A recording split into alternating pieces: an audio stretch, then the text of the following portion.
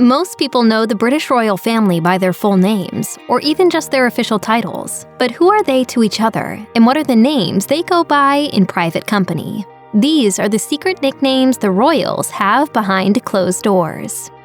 When Queen Elizabeth II was young, her father, King George VI, is reported to have said, "Lilibet is my pride. Margaret is my joy." Of course, Margaret is the late king's second and youngest child, but who is Lilibet? Yep, it was the future queen herself. In fact, Elizabeth was known affectionately as Lilibet by her father, mother, and her grandparents. Apparently, as a child, the then princess had trouble pronouncing her name. The nickname quickly stuck and was subsequently used as a term of endearment. Unfortunately, it's unlikely that the queen goes by this name anymore. Prince Philip, who died in April 2021, was reportedly the last of the royals to use it, meaning that with his passing came the end of Queen Elizabeth's childhood nickname.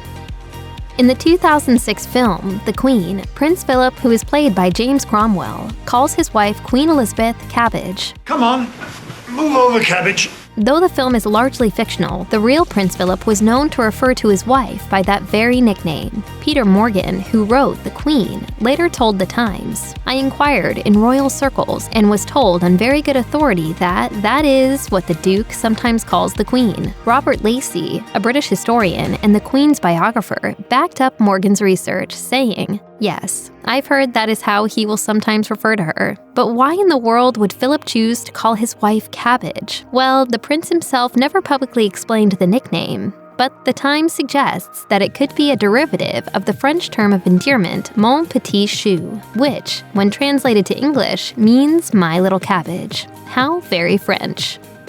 During official engagements and interviews, William routinely refers to his wife as Catherine rather than Kate. In private, however, or at least when he's not speaking to the public, the prince has a more endearing name for her than that. Reportedly, Prince William is regularly overheard referring to his wife as Poppet in public. While Poppet is not a word you hear very often in the United States, it is a common British term of endearment meaning sweet or pretty child. In addition to Poppet and Kate, the Duchess used to go by another name when she was younger. In an interview, she revealed, "I was nicknamed Squeak, just like my guinea pig. There was one called Pip and one called Squeak, because my sister was called Pippa and I was Squeak." There's no telling if she'll answer to Squeak these days, but at least it seems that Poppet and Kate have stood the test of time.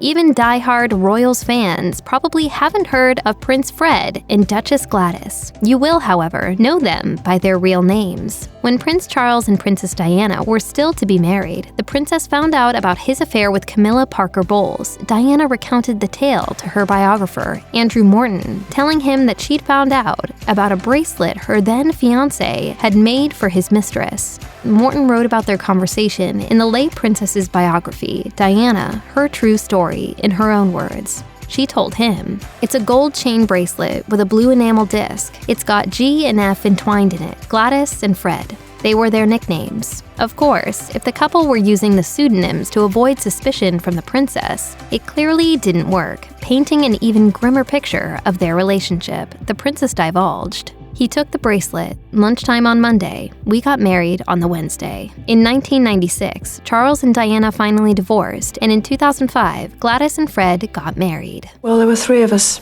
in this marriage, so it was a bit crowded.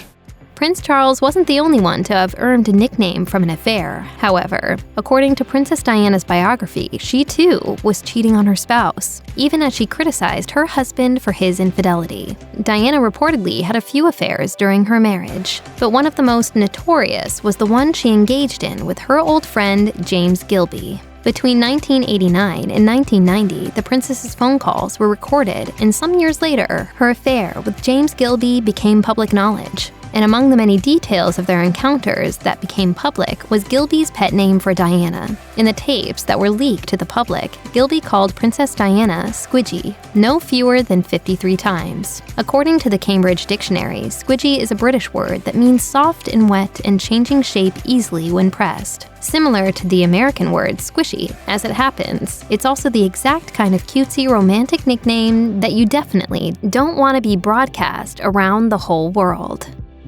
When they were interviewed for NBC's Dateline, William and Harry reflected on their many childhood nicknames, at least one of which came from their mother, Princess Diana. Speaking about his nickname, William said, "It began when I was 2. I've been rightfully told because I can't remember back that far, but when we went to Australia with our parents, and the wombat, you know, that's the local animal. So I just basically got called that, not because I look like a wombat. Or maybe I do." Harry then joked that his older brother was really called Wombat because he was too lazy to walk and instead crawled until the age of 6. William retaliated by revealing that one of Harry's monikers as a child was Ginger. Discussing some of Harry's other nicknames, William explained, "Most of them I can't call in front of here. You know, a bit rude."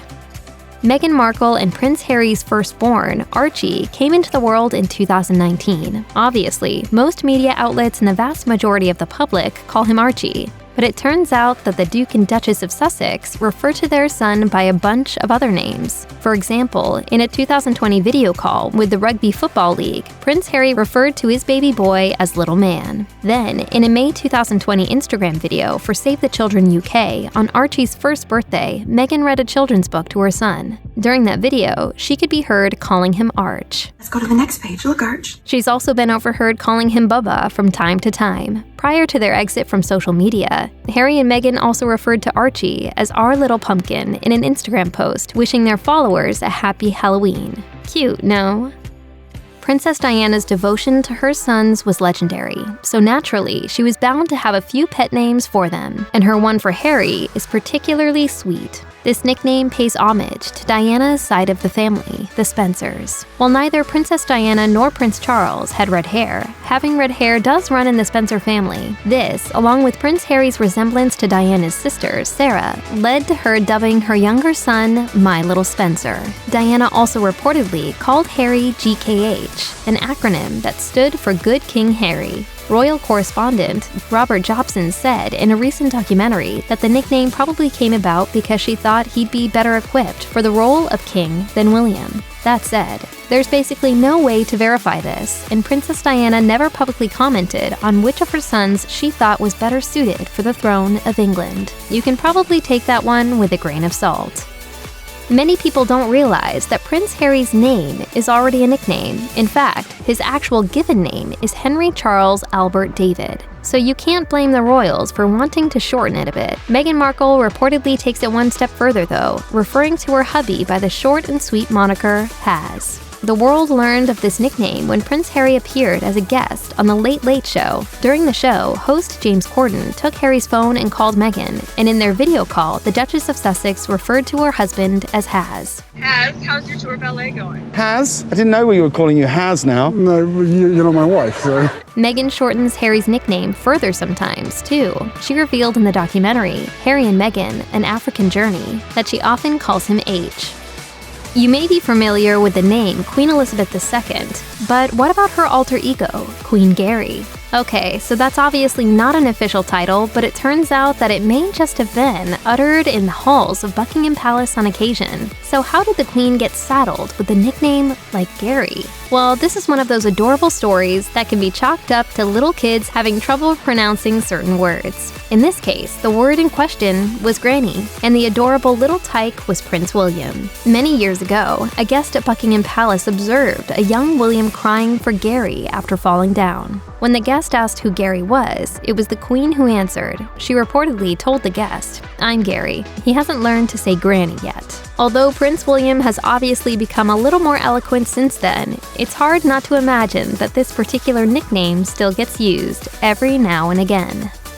Meghan Markle hasn't had an easy time of it since joining the royal family. Not only has the press hounded her relentlessly, but she has also revealed that she felt less than at home with the royals themselves. In her now notorious interview with Oprah Winfrey, Meghan said, And I just didn't want to be alive anymore. While the royal family may not have approved of Meghan and Harry stepping down as senior royals, however, it seems that Prince Charles at least had a lot of respect for Meghan's resilient nature. This was evident in the secret nickname he reportedly had for her, Tungsten. As royal correspondent Russell Myers revealed on Lorraine in 2019, Charles nicknamed her after the metal as she is tough and unbending. Just in case you haven't brushed up on your knowledge of metals in a while, tungsten is the strongest naturally occurring metal on the planet, making this a pretty neat compliment, all things considered. Being the heir to the throne is sure to set you apart from your peers, but Prince George nonetheless seems to be blending in well at school, especially considering the decidedly non-royal nickname that his friends call him. A parent of a student at his school told Vanity Fair that the future British monarch is called PG by his classmates. The parent said, "He is very popular and has lots of friends, and there's very little fuss made about who he is." While it's kind of hard not to know who Prince George is, especially with the Duke and Duchess of Cambridge dropping him off at school every day, his royal status is apparently downplayed by staff and the other kids. To this end, Prince George apparently goes by the less regal name of George Cambridge while at school, while the royal family's last name is actually Mountbatten Windsor, and you can kinda understand why they went for the simpler option.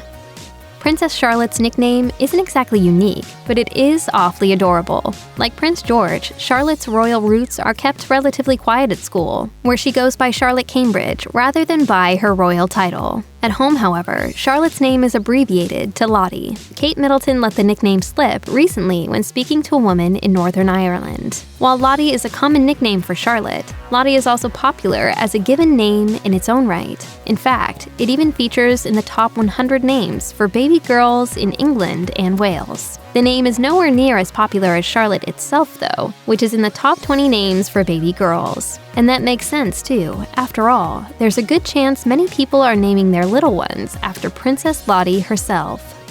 Check out one of our newest videos right here, plus even more Nicki Swift videos about the royal family are coming soon. Subscribe to our YouTube channel and hit the bell so you don't miss a single one.